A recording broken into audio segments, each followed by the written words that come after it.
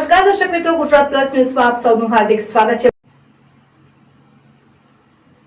વજાપરા ચોકડી પાસે ઓવરલોડ માટે ભરેલા ટ્રકોનો આતંક, માર્ગ સુરક્ષાને ખીલ ખોલતી તંત્રની નિષ્ક્રિયતા।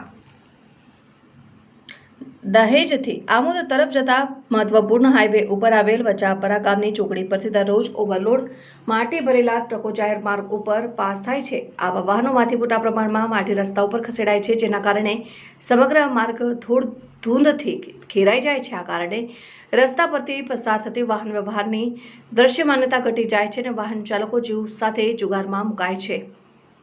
આ સમસ્યા માત્ર એક પ્રદૂષણની નથી, પણ સીધી રીતે મોટર વાહન અધિનિયમ 1988 અને પર્યાવરણ સંરક્ષણ અધિનિયમ 1986ની જોગવાઈઓનું ઉલ્લંઘન કરે છે।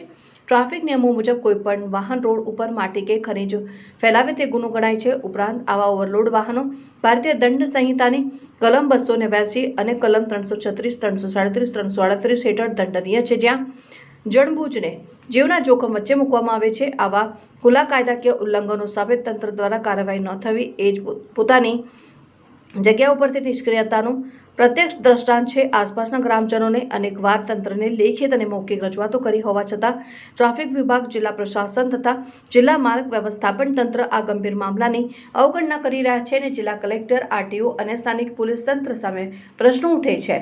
શું તેઓ કોઈ મોટી જાનહાનિની રાહ જોઈ રહ્યા છે કે શું કાયદો બધાને માટે છે, પછી તે માવઠી ઉદ્યોગ હોય કે પછી સામાન્ય નાગરિક? રિપોર્ટર ઇનાયત બાપુ વાકરા।